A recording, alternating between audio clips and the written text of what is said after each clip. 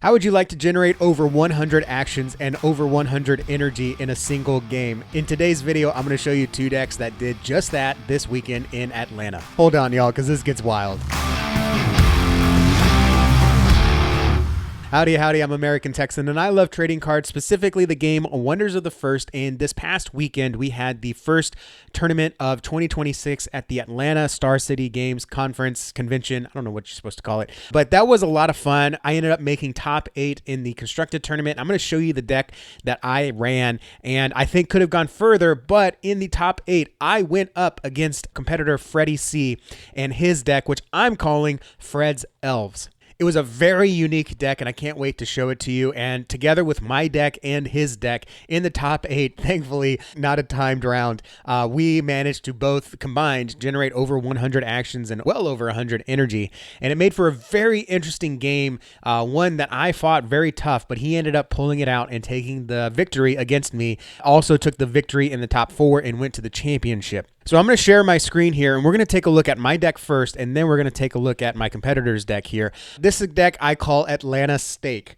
I have a stake bet with the YouTube content creator Quarantine Capricorn, and this deck started as a stake bet deck, meaning that we were going to play and the loser has to buy the winner's family a steak dinner. And so this deck started as that, but then we ended up teaming together. So I joined Team First Formed, and so I took that deck idea, and with the help of another teammate, Honest AF, 2025's Dragon Cup World Champion, we tuned it to get a little bit more action and energy economy out of this. And this was the final version. Literally, I was making changes up until 8:15 the morning of, when the competition started at 9, and you had to like submit your deck by starting at 8:30. So I mean, it was a last minute change, but it did really well for me. Ended up winning out throughout the qualifiers, and again going into the top 8. So this is the main deck. It's called ATL Steak, and again, it's just called Steak because it's like, it's steak. You know, if you remember How I Met Your Mother, steak sauce, that's what this deck is. And so it is heavy in wonders. You'll notice it's got 29 wonders out of 50 cards,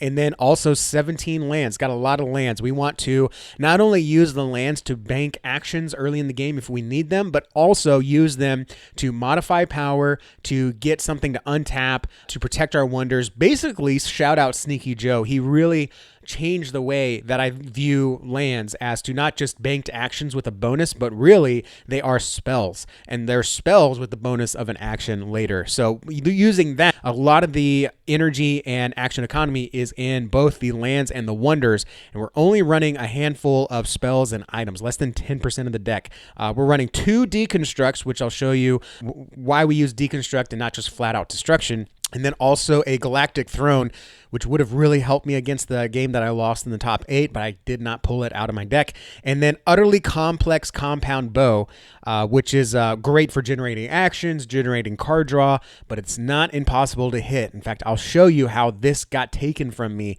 in 1 card in 1 action. And a lot of people don't think that's possible because it arrives with the shield counter, which prevents it from being targeted, but I'll show you how my opponent got around that. So this is the deck here. I'm going to show you a little bit about how we built it out. Number one, something that is constantly on my mind for 2026 is the energy curve. You may hear some people call it a mana curve. It's not a mana curve. This isn't Magic. It's an energy curve. And what that is making sure that you have a strong early game, a strong middle game, and then just a few things late game that you can drop that really shift the momentum into your favor. When you do that, it really helps you kind of get an early start, and then mid game, you can kind of just set control of the 4 stones you want to take, and then late game, you're playing more defense than trying to go heavy into offense.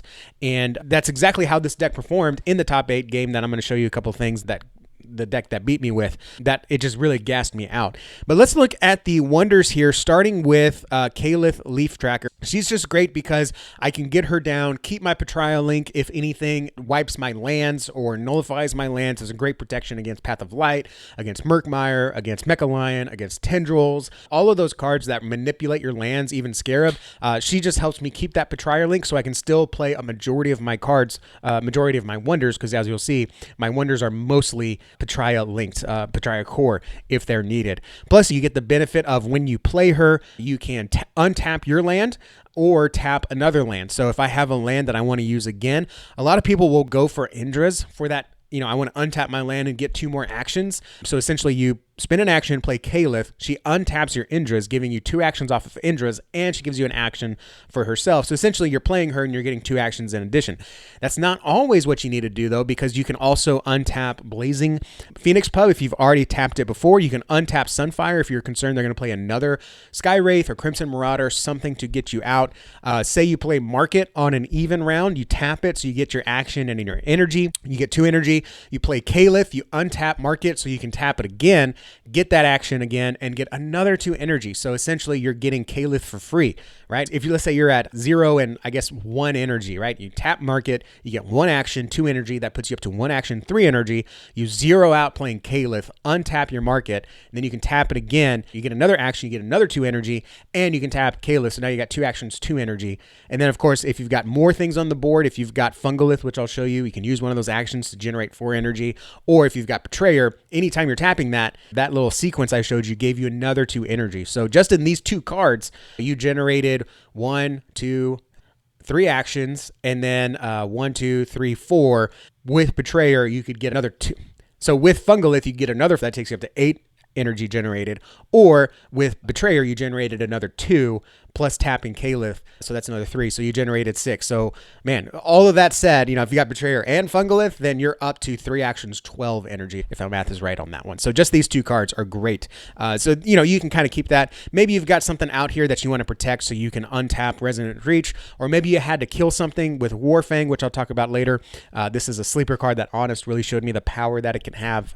He actually won the championship that day with a combination of Warfang. You can use Warfang, destroy something if you need, and then use Caliph to untap it so you have that in reserve later on. I think a lot of newer players will look at Caliph as action generation, but really, again, when you're looking at lands for spell generation, Caliph essentially gives you a spell for free in that. So Caliph is a rock star on this.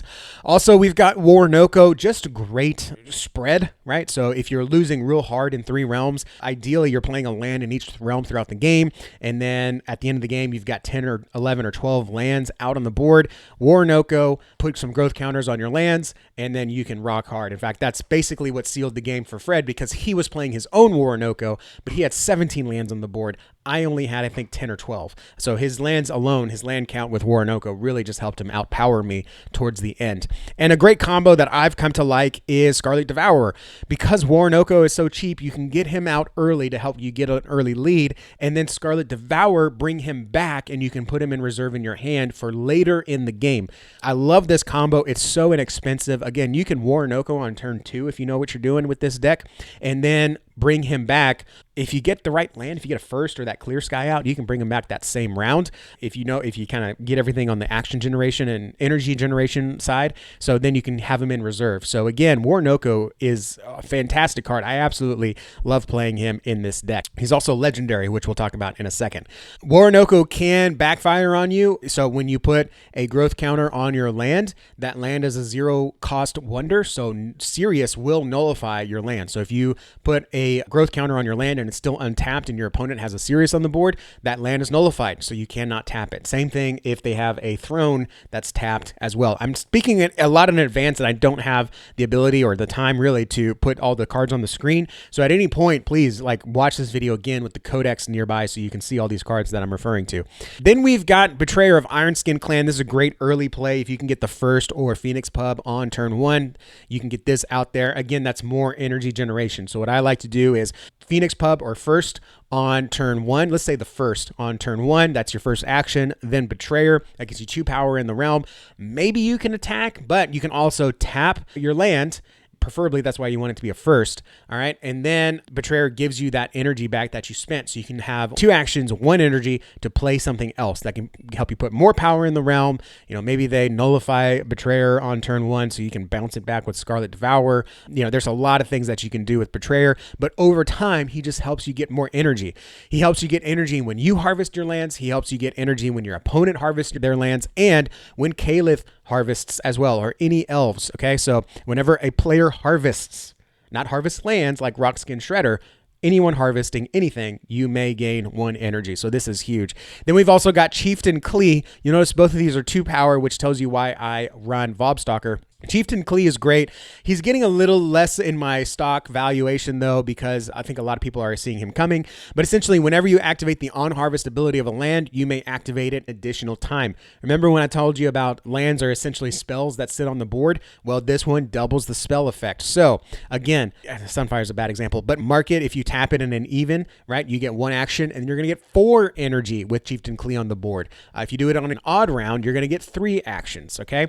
And then another one, Blazing Phoenix Pub. Okay, so you can tap Phoenix Pub, and now with Chieftain Klee on the board, you can untap 2 wonders, which is very powerful. Indra Citadel, you get 3 actions. A lot of people will do that. Another sleeper one is Warfang Fortress. So if you have a wonder in there, and then you tap Warfang Fortress with Chieftain Klee on the board, your wonder now has 2 instances of Death Strike, which means your one wonder, if you're outpowering the other one, the other side of the board, when you attack, you have 2 instances of Death Strike. You can kill 2 wonders with that single wonder. So again, Chieftain Klee works really well. And again, you can also Resonance Reach, put 2 shield counters on a wonder or on 2 different wonders. So Chieftain Klee sleeper. Vobstalker is there as redundancy. So if you pull a Chieftain Klee or an Iron Skin clan, you can then Vobstalker it. So now you have 2. So 2 Betrayers on the board. You're generating 2 energy for every land that's tapped, or elf that's harvested, or Chieftain Klee and a Vobstalker. Now your Indra's giving you 4 actions. Now your pubs untapping 3 wonders. You can see how quickly this can accelerate, right? Another thing that I like to do with Vobstalker, because you can symbiosis across the board, run the land Quiet Creek. The Quiet Creek is when you play, now it's important, when you play, not arrive. I learned this at the tournament. When you play a Patria Wonder with cost 2 or less, which is the Vobstalker, you may put +1 counter on it. So with a Quiet Creek on the board, Vobstalker can come in as a 3 power and then copy something with 3 power. Now it can copy, well, I couldn't copy John Breakbane. He would have to be at 7. But let's say we have 2 Quiet Creeks, because I did do this.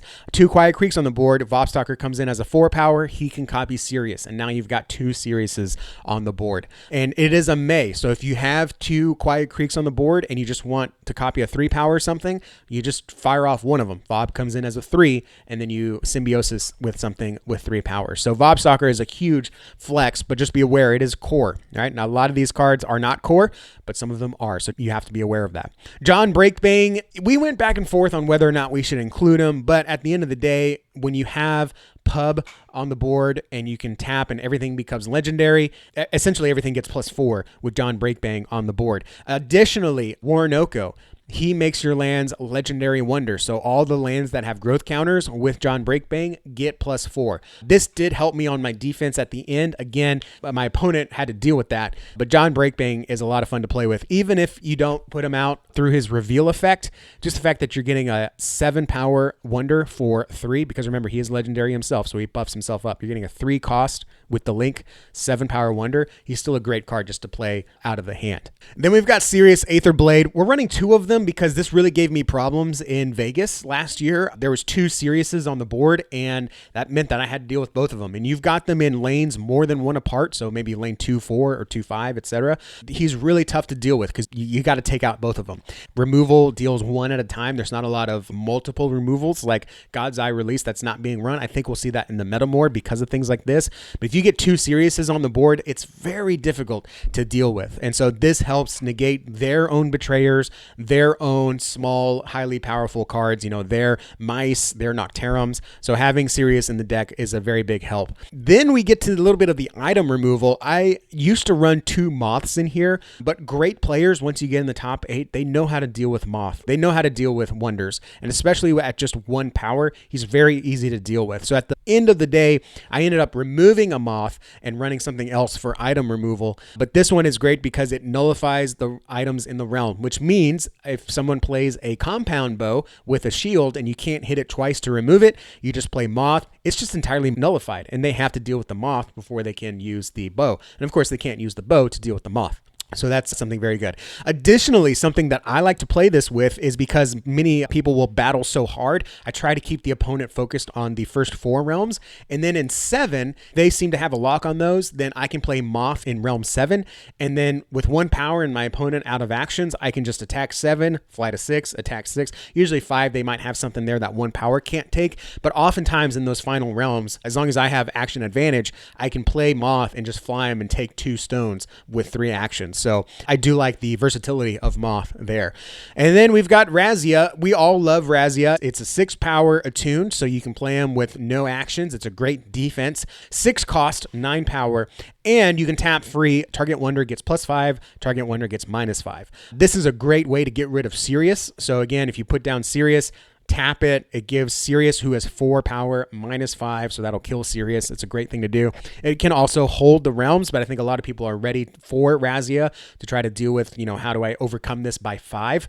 And so that forces you really to play Razia to try to take 1 realm, and that really decreases his efficiency. So Razia, I think stocks are lowering, but overall, he's still a great card to have as a flex spot to either protect a stone with the +5, to protect a stone with the -5, or just kill a problem with -5.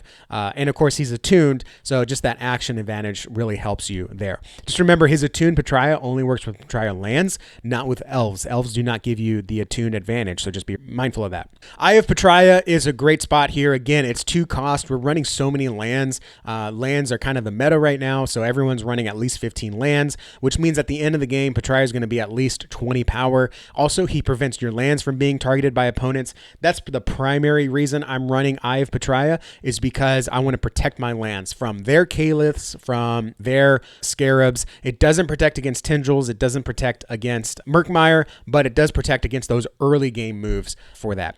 Plant Terror is it's just a fun card, y'all. I think you're going to start seeing Plant Terrors in a lot more decks. I mean, the fact that it can just come in and just duplicate 2 cards. It can duplicate Fungolith, so when you attack, you can banish and get 8 energy if you have it in the same realm as a Fungolith. It could copy a Fungolith just to have that attack ability, but also to give something -4 that can help you get closer to removing Sirius, or just flat out remove a Betrayer, as well as just copying another ability. You could copy an Ashen Leaf. You can copy a Patria if you're concerned about your lands being hit. Hey, you could copy a Klee or something like that. So Plant Terror is just a lot of fun to play with, especially if you're doing something that just really wipes the board or just causes chaos on the board.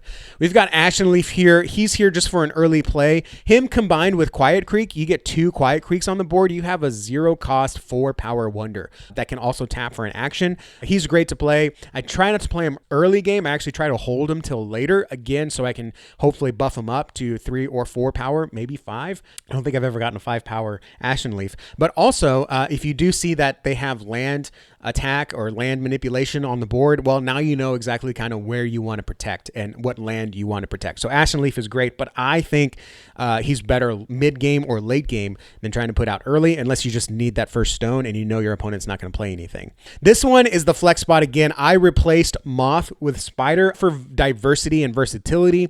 Spider is something that's not run too much whenever an on-arrival effect triggers, which is good because it can work for items, it can work for wonders, it can work for... Is there an on-arrival land? I guess lands too, in Talmeca, right? If you don't want them to gain the energy, you can tap it, and if you do, you nullify that on-arrival effect. So he has 4 costs, 5 power, so he's efficient in the power realm. But then also he can untap with Iogas, he can untap with Pub, so he is usable a couple more times, but also he's 5 power. So Razia doesn't immediately take him off the board. He helps you protect the lane. He just gives you that versatility, like I said, I like with Moth. Arcane Grasp is good in certain decks. It's not good in this deck because all it does is take an item. And in this deck, the name of the game is versatility. I want every wonder in this deck to do multiple things. I don't want something that does just one thing.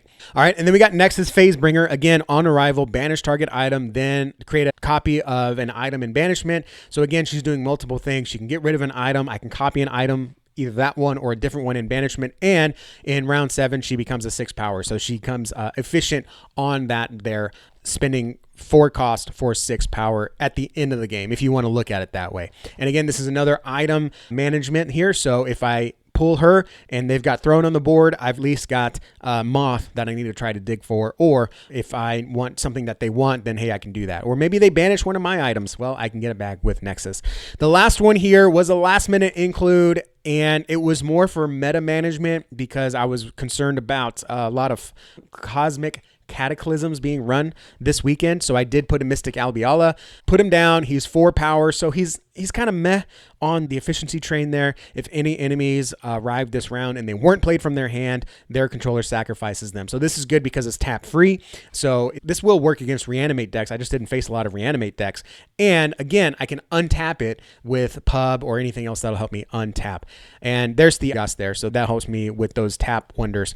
Fungolith is a sleeper, and this is one that Honest AF really turned me on to, because this isn't so much that you're spending 8 to get 12 power on the board and -4 on something else. So this can help you kill a betrayer, kill something that's bothering you. But also on battle, banish a card in the abyss, and you can gain 4 energy. So essentially, you can trade your actions for energy. In fact, in a 750 game that I played this week, I was really struggling, so I put everything into Fungolith on my first action, and then I just traded another action. So I had 3 actions, 7 energy. I put it all on Fungolith, right? So that's an action and all my energy. But then I can attack with Fungolith, and now I'm down to 1 action, 4 energy. That lets me play something else like a Commanding Croak, which can then fetch me a land. It can do a lot of other things there too. So it is a little bit of a trade, and you do have to kind of play it early, or at least have actions to spend to get that energy back. But man, 12 power, he can hold his own on a realm, and those abilities are great, especially when you copy them with Plant Terror. You've got them all over the board. It's a lot of fun. So I really like Fungolith Colossus. Ayugas is something that I think I'm warmer on than everyone else, but Ayugas, if you take the last turn and around, you can untap target land or wonder. So this essentially forces your opponent, if they want to make sure that they go last or that they don't give you that action advantage, they have to keep going. And so this lets you kind of sit back until they pass, and then you can take a turn and see if they pass, and then you pass, and then you can untap a land or a wonder. So you can untap Commanding Croak, you can untap Razia, you can untap whatever Plant Terror's copying, you can untap Spider. Ayugas is really great, but why do I only run 1? Well, because if I'm being out-actioned, there's no point in having 2 Ayugases on the board. So this is where some of that deck building philosophy comes into play, where I don't want multiple copies of a card in my deck if I can't utilize multiple copies. And while it would be nice to have 2 Ayugases on the board, if I just get out-actioned, then both of those are useless. It's basically I wasted 10 energy over 8 power in 2 realms. So it's not a risk I want to take. There are many times that I played Ayugas, but I was out-actioned, and so I just held another one in my hand, and it just did me no good. So I don't want to be stuck in that situation. For that reason, I only run 1 in the deck. If I get it, sweet, steak sauce. If I don't, there are plenty of other cards that I'd rather be playing. And the last wonder here is Commanding Croak, the leader. And I swapped this out the morning of, and it's why my deck is so little. If you'll notice here, my DBS for this deck is so low. It's 869. That's because I originally had 3 Seer's Gazes, which adds 120 points, right? This deck was closer to 960, 970, but the morning of, I took them out. Why? Because number 1, I want to be tapping my lands throughout the game, so at any point, I only have 2 or 3, which makes Seer's Gaze, you can draw 2 or 3, which is nice, but what am I drawing for? Well, I'm drawing for answers, and Commanding Croak does 2 things for me. Actually, it does 3 things, I guess. Number 1, it puts power in the realm, so it's a 4 power, right? So I'm paying 2 with the link. 4 power, great. Number 2, it doesn't get wiped out by God's Eye Release, awesome. Number 3, tap free, seek 5 a land. It's helping me get a land back in play, so it's giving me that action back that I've used to play him, and it gives me information on 4 other cards that I'm not going to see next. So it helps me strategize my future plays by knowing, hey, that's my bow that's now on the bottom of the deck, so I'm not going to get that. There's my Warfang Fortress, so I know I'm not going to get that. A lot of people play reserved and don't want to do things like that, but knowing the cards that are in your deck and knowing the cards that you're not going to hit can help you tremendously. But not only that, guys, I'm going to tell you, in one game in qualifiers, I used Commanding Croak, buried my bow. It was the very next card. And I buried my bow. But through Ayugas, through Pub, and untapping and having multiple Commanding Croaks on the board, I was able to cycle through my whole deck and draw the bow back, right? So again, tap free, seek 5 a land, 1 card comes out, 4 go down to the bottom, untap it, tap free, seek 5. I've now, I don't know if milled is the word, but buried 10 cards down, okay? And you have to remember, I've already buried cards. I've already mulligan. I know what I mulligan, so I know where it's coming. I know where the bow's going to sit in my deck. I'm not saying I have a perfect memory like that, but it does help me with that. Number 2, it is 3 costs, so if you take the first stone, you can get him out on round 2 because he is not core, so to speak, so you can actually get you early lands. So running 3 of these honestly did me so much better than running Seer's Gaze. So if you are running Seer's Gaze and you need to get some points out of your deck for something else, by all means, consider Commanding Croak. Test it for yourself because it is a unique play style. It is a little bit more mental bandwidth heavy. But if you do that, I think you'll be pleasantly surprised. And so the first time I remember I buried my bow, I was like, oh my gosh. But then I got the right combination of cards that I could just keep croaking, keep seeking, and eventually I got that bow back. So I was very excited for that one. So, you can see there's no one wonder that does one thing. Every wonder is super versatile. Essentially, I guess Scarlet Devour is probably the only wonder that does one thing in this deck. But again, at 5 power for 2 or 1 cost and no link, it's pretty nice. And I'll show you some things too that my opponent did as well. All right, Indra's Citadel here. We've got Indra's Citadel for the actions, of course. One thing to keep in mind when you are commanding croaking is you have to be mindful how many Indras you've hit. So if I have not drawn any Indras, I am not going to put Croak in an odd number realm. Because if I have drawn no Indras and I've got 2 in my deck with maybe 35 cards left, I've got a good chance of hitting Indras. If I croak in an odd number realm and I hit Indras goes in an odd number realm, I cannot get that extra action. So that is something you have to be aware of when you're playing Commanding Croak. But of course, we've got Indras for the extra actions, Ethereal to copy a land, and a lot of folks, again, default to copying Indras. No, use Grove to copy something else. Maybe I've got Cedar Shade on the board or my opponent has Cedar Shade and something imperative is nulled. I'm going to hold my Ethereal Grove, play it down to copy a Cedar Shade so that way my wonder becomes unnullified. Again, these are the things that you have to think about when you're in the highly competitive play. It's not just another Ethereal Grove is a flex spot. It can be another Cedar Shade. It can be another Blazing Pub. That's how I did so many croaks. That's what it was. Is because I had Blazing Pub in realm 1 on turn 1 and then I Ethereal Groved it because I knew I was going to be playing Croak. So essentially I croaked twice in the second round and got 2 more lands out, which just put me up on actions for the rest of the game. So again, that's something to be very mindful of. And again, I'm not worried about using it because I'm going to Caliph and untap my pub so I can use it later. All right, Sunfire City. This is because we're seeing a lot of Sky Wraiths and Marauders in the meta. So I only did 1 Sunfire City. Sometimes I think about running 2 though. Market, of course, for the actions and energy and just the flex on where you want to use it. The first for obviously the multiple colors that we're playing. Quiet Creek, I'm running 3. I don't know if I should be running 3 because the only ones that are going to be creeked are Ashen Leaf and Vobstalker. Those are the only 2. So Quiet Creek, Oak Thorns might be better for the action economy, or Ren Arbor because I do have so many Patria Wonders that I want to try to draw into. Could work there. So Quiet Creek, I might consider replacing with other lands. Twilight Marsh, again, I think I would have rather had a second Warfang Fortress. I do have so many actions. Twilight Marsh, again, is also kind of you got to wait till something dies. So I think I would rather run 2 Warfang Fortresses.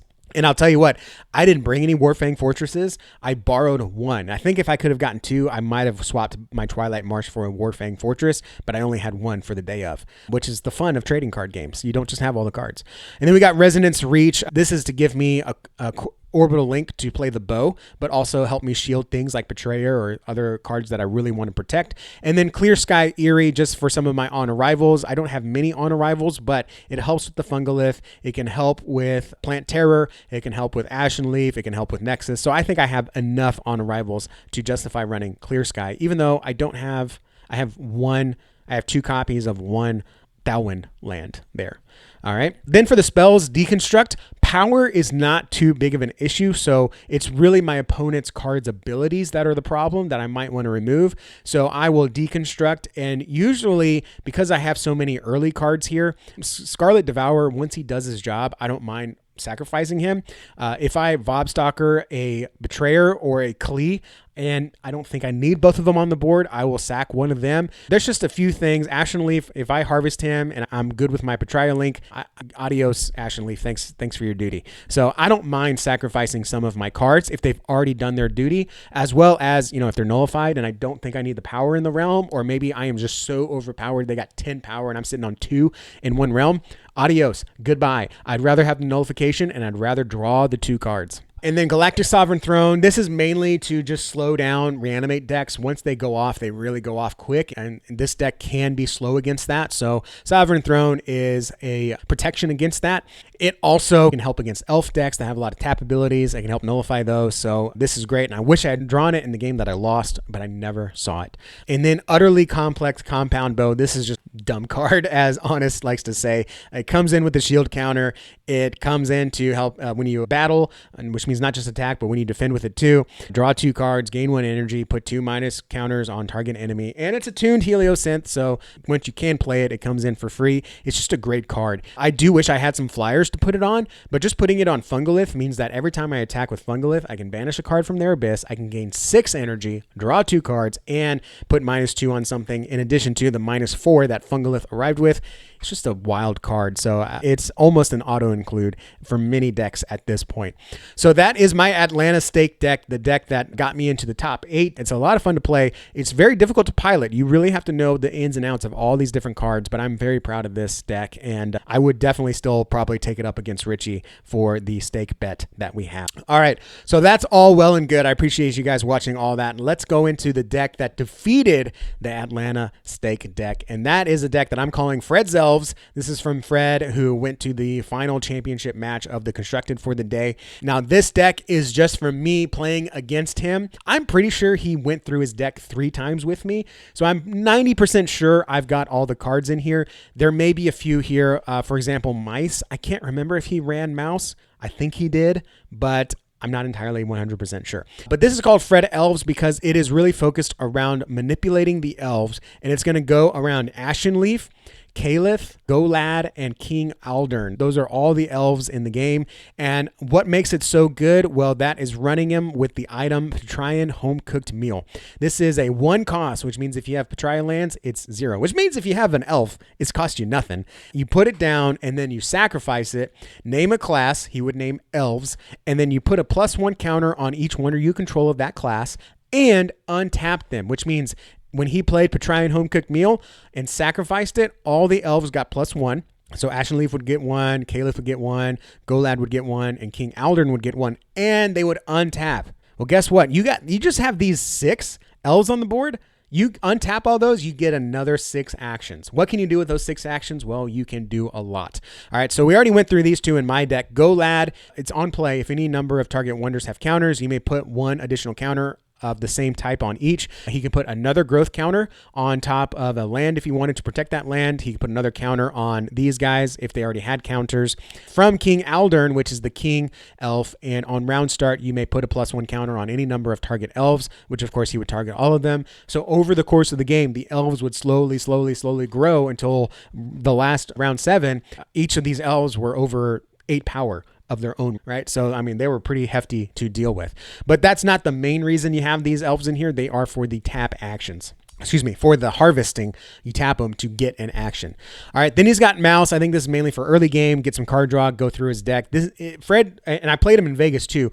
Fred is not afraid. His play style, I really respect. He's not afraid to overdraw his hand and have to discard later. He really wants to find specific cards to take control of the game. And then the way he built his deck, he was able to just get whatever he needed out of the abyss, which I'll show you in a second. He was running Betrayer of Ironskin Clan to just generate lots of energy that he needed to play all the cards he needed, and this was a great card for him to play Nocterum.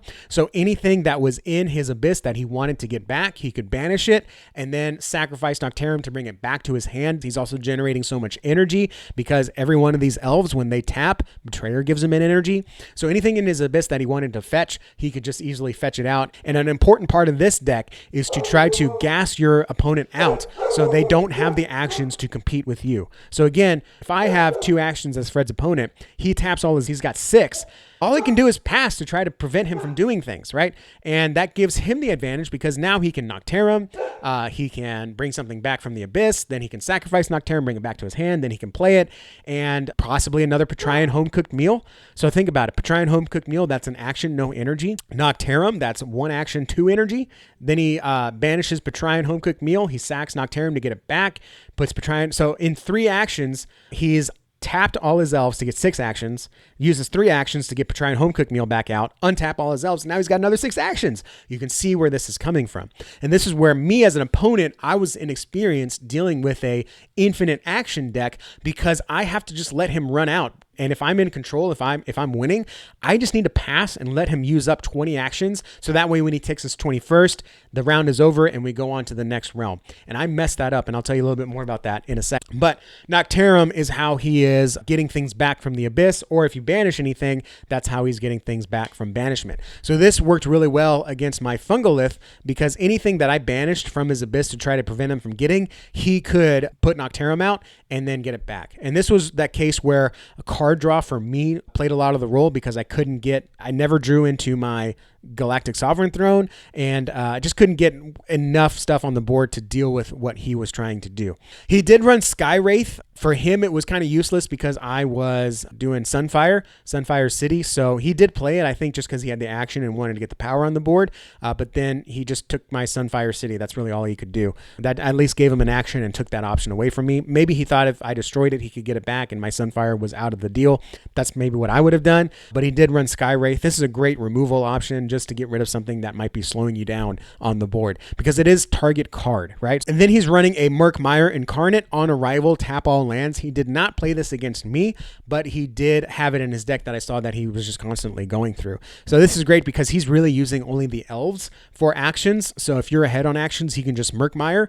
Again, 8 cost, 8 power, but he can tap all your lands and take away all your action economy. And then he can sacrifice Murkmire and destroy all tap lands, which he doesn't care because he's going to be cycling through his deck with a card I'm going to show you in a second. He's also running Razia, just again a great power and removal option. He's running 2 Siriuses because it is important that you nullify your opponent's Betrayer, so that way as he's getting actions and energies, the opponent is not getting that energy from their own Betrayer. So great idea there for Sirius.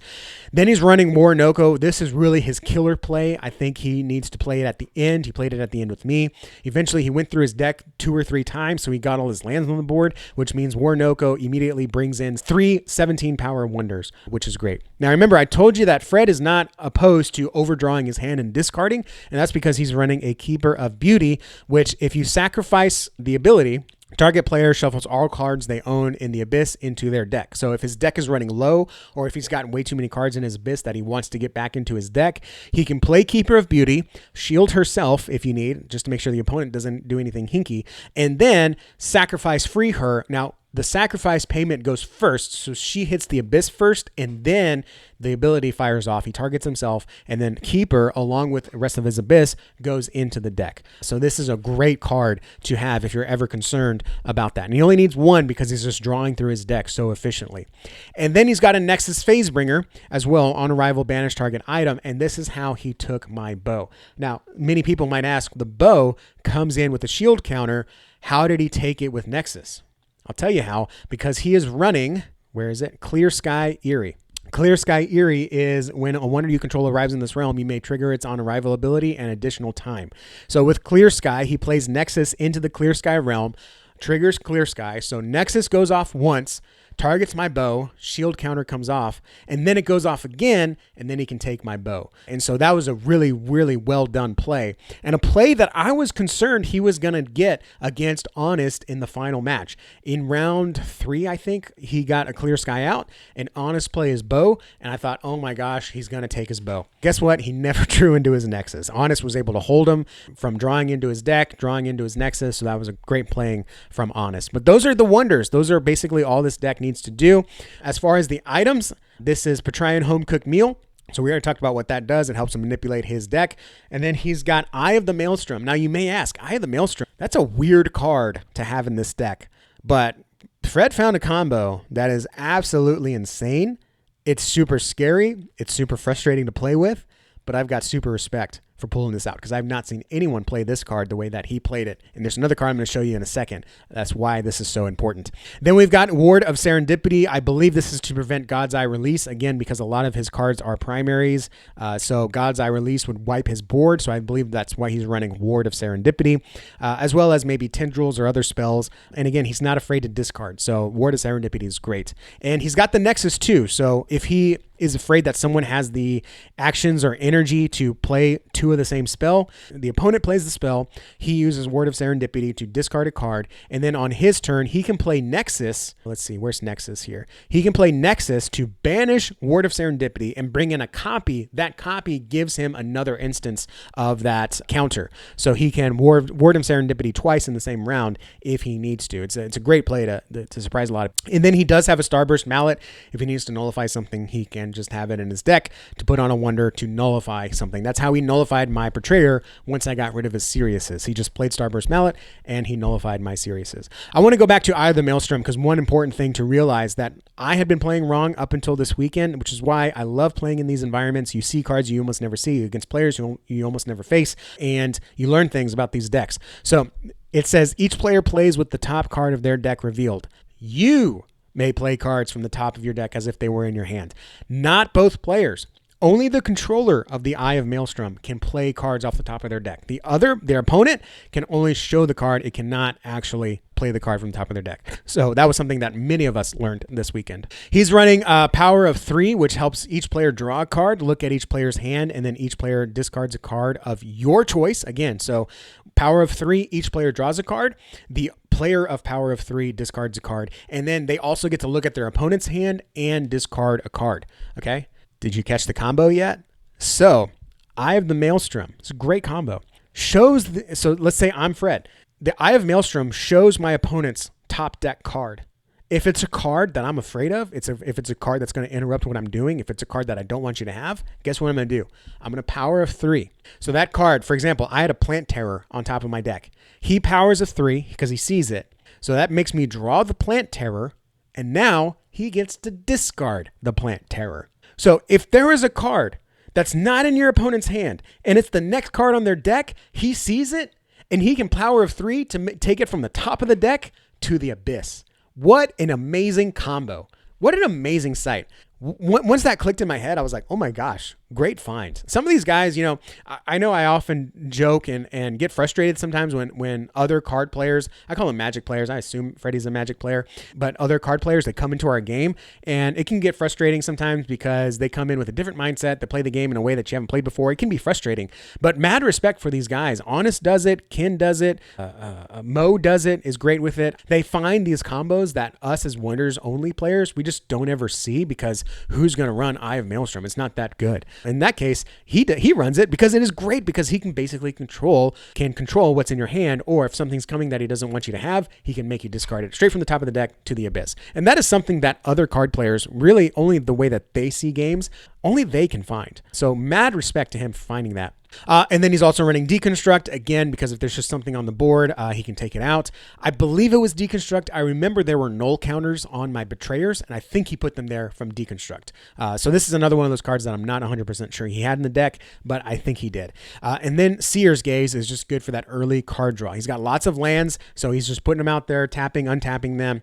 That helps him draw cards. I think at the most he drew 4 cards.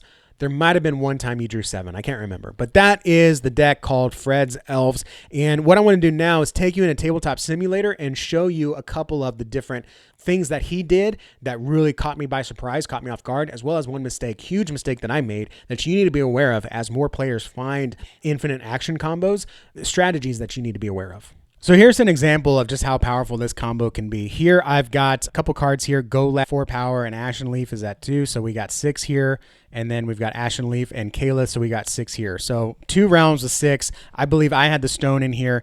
But take a look at this. He's 1 action, no energy.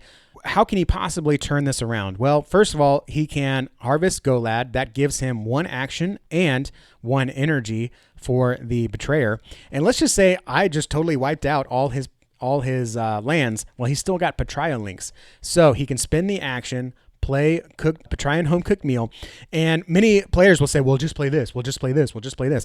Absolutely. I would love to just play this. However, the cards were not in my hand because, again, I'll show you how he's milling the card. He's making me mill the cards that I need to answer stuff like this. So he'll just play Petrian home cooked meal.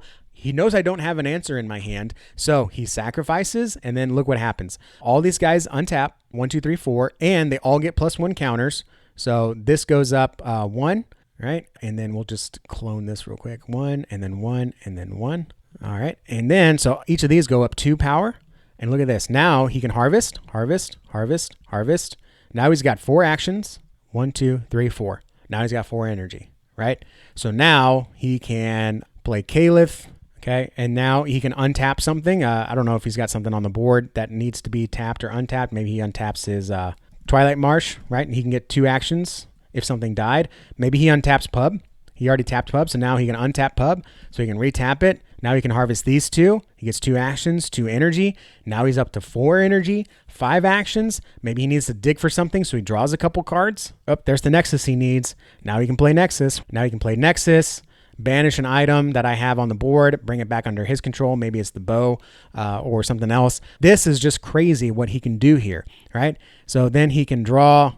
Maybe he can get a Nocterum. But if he does have a Nocterum in his hand, same turn, y'all. There we go. So now he can, granted he would need a Sunfire City or something on the board. Nocterum, banish Patria, bring Patria back, okay? And now his last action, Patrian Home Cooked Meal, sack it again. All these guys untap. They all get +2 again. Now Kalis at 5.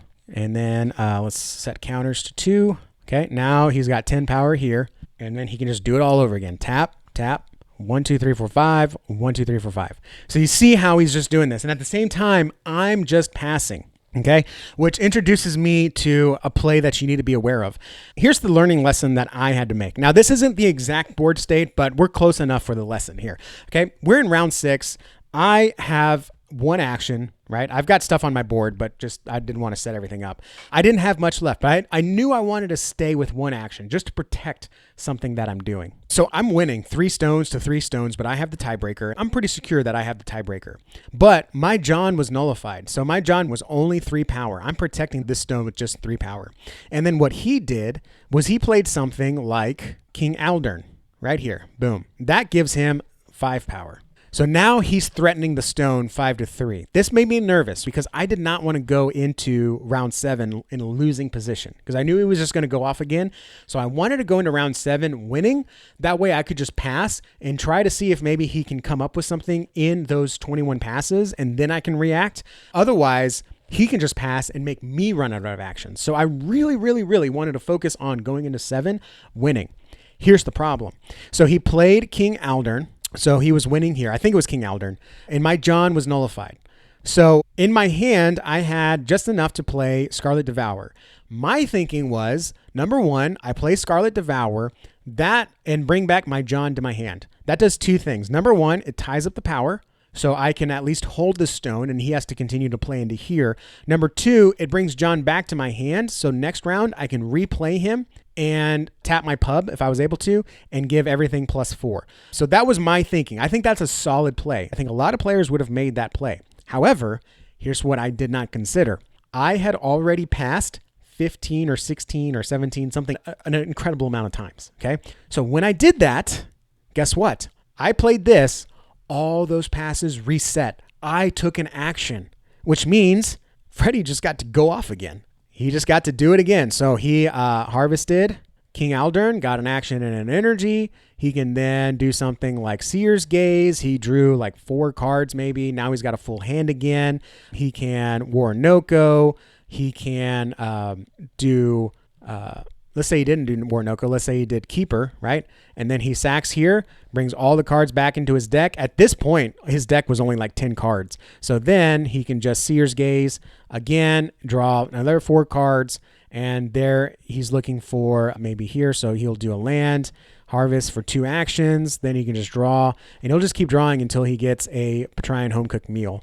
So he can play Nocterum. He can search and get another home cooked meal, right? And then that just untaps all these guys and he can just go and do it again. And at the same time, when all these are untapping with Patrian Home Cooked Meal, he can just continue to buff these guys up and continue to get all these actions and energy to then, once he's got all his elves out, I think this is all his elves. Oh man, tapping is just crazy here. So 1, 2, 3, 4, 5, 6. That gives him 6 actions and 6 energy. Boom. Now, you may be saying like, hey, you know, this is something that I can easily prevent against because I have all these cards that can deal with it. Okay, so number 1, what he is going to do, or what this deck could do, is early game play Eye of Maelstrom, right? So that means that my top card is visible. And if it's something that he doesn't want me to have, for example, the moth. Where's my moth here? Where is my moth? There we go. Okay, so we'll put Orinoco back. Moth goes on top. He sees Moth on the board, right? That's a threat to his Eye of Maelstrom. That's a threat to his Petrian home cooked meal. That's a problem. So what's he going to do? He plays full energy, right? Power of 3. So now he gets to draw a card, and he's going to discard a card. Who cares about Ward? Now he gets to see my hand. I'm holding a John, right? But also, I get to draw this Moth, and he sees my next card. Doesn't want me to have the Moth. He discards it, right? At any point, he can play Power of 3 and do that, okay? So again, he'll play it again, right? Here we go. Power of 3, he'll draw, he'll discard, and then he doesn't want me to have this Orinoco, so I draw it, and then he makes me discard it, okay? And just anytime I get a card that he doesn't want me to have, if it's on top of my deck, he just holds Power of 3 until he doesn't want me to have it. And then let's say I nullify because I play a Sirius, right? And so Betrayer's nullified.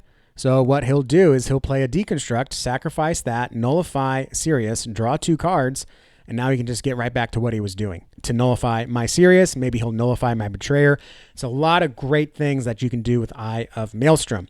So if at any point, if I destroy the item, he's just going to Nocterum him to try to bring it back, or Keeper to try to shuffle it back into his deck. And again, he's got all these actions. He's got all this stuff. He can just keep drawing into what he needs. Maybe he draws into a Seer's Gaze.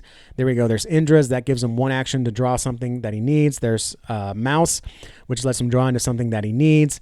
Maybe he does a Murkmire. There's a lot of things that this deck can do, and it's just absolutely crazy. I think there's 2 types of players. There's someone that would play against this and just get pissed off and just rage quit and walk away and say that was the dumbest deck ever. Everything should be banned. I hate this card. I hate this game. You suck. And I hate this player, right? And then there's another kind of player that would say, wow, mad respect for you finding that. I am now a better player for that, and I'm glad that I got to lose against that. My grandpa used to say, you either win or you learn. And this game I learned, and I learned a lot. So a couple things, again, to recap, a few wild interactions that to look out for is Clear Sky plus Nexus. Again, we'll take your bow in 1 card, okay? So just be aware of that. Be aware of passing. When you pass 15, 16 times, and then you play a card, all those passes reset. I would have been better off just letting him have the stone and only 4 actions remaining, rather than give him another 15 to buff up his elves a lot more, okay? And number 3, I think the next biggest thing is to be on the lookout for the combo of Maelstrom and Power of 3. A great combo to look out for. So again, congratulations, Freddie, to going to the top 2 there. It was a fantastic deck. It was a lot to track on my own side of the deck because I was so concerned watching him, like, you know, making sure he's getting the right actions, the right energy. There's one point where he moved his banishment to the other side of the table to make more room. And I was like, where'd your banishment go? So I was freaking out. Like, did he just shuffle his banishment in and we're going to have to deal with this with the judge? But he had just moved it over and all the right cards were in there. I was so concerned with trying to track where he was going to make sure I didn't miss anything. I ended up missing 2 of my own triggers. I added Clee out, which remember gives you an extra on harvest ability. So when I tapped my own Twilight Marsh to gain 2 actions, I should have gained 3 actions. And I missed it because I wasn't paying attention because I had a Clee on the board. And I did it again with something else, either Indra's or I don't remember what it was. So I missed my own triggers because I was so focused on what he was doing. He was playing, I don't think it was a complex deck with a lot of practice. I think you can really nail it down and kind of know what to expect and what to do and what to play against, as well as what to play with if you're doing it. But I was so focused on him, I was not focused on me. So that taught me a few things. Number 1, it taught me that if I'm passing and someone's just going ham, just let them go ham. Especially if I'm in the lead, just pass and just see what they can do, because they might not be able to find what they're trying to find with the 20 actions that they have to find it. I know that sounds ridiculous, but trust me, at some point he's going to need 22 actions, and I should have just passed, and instead I reset and I just let him continue to play. So number 2 is be on the lookout for that Eye of Maelstrom and Power of 3 combo. That's a fantastic combo, something really interesting to do. And number 3 is sometimes you got to let your opponent play themselves out, in which case usually we keep 1 action in reserve if we're winning, and we just keep 1 action and just pass to let our opponent just kind of do things. Against decks like this, it might be helpful to get the early lead and then just continue passing when you have 2 or 3 actions left. Let them go through everything they're trying to do, and then you can continue to play defense. And I think I was too aggressive. I should have laid back, let him do his thing, and then when he does something like Betraying Home Cooked Meal or Mouse or Betrayer, then I should have played my Sirius to interrupt him, to try to get him to flounder out of that, versus playing my Sirius first, and then all he has to do is deal with it, and then he can just continue with what he's doing. So again, this is some of those things that high-level competitions you just have to practice and have to be aware of. That's hey, that's my deck. That is Fred's Elves that went to the top 2. Fred's Elves could not compete with the deck that Honest put together. And so congratulations, Honest, again, but also congratulations, Freddie, for making the top 2. And again, teaching me a lot about this game. So thank you guys for watching. I appreciate your time and attention, especially on a longer video like this. I hope this helps. Is there any other combos or things that you're questioning that I showed in this? Let me know in the comments down below. I appreciate every like and every subscription for this channel. Your time and attention mean the world to me, and I'll see y'all in the next video. Adios.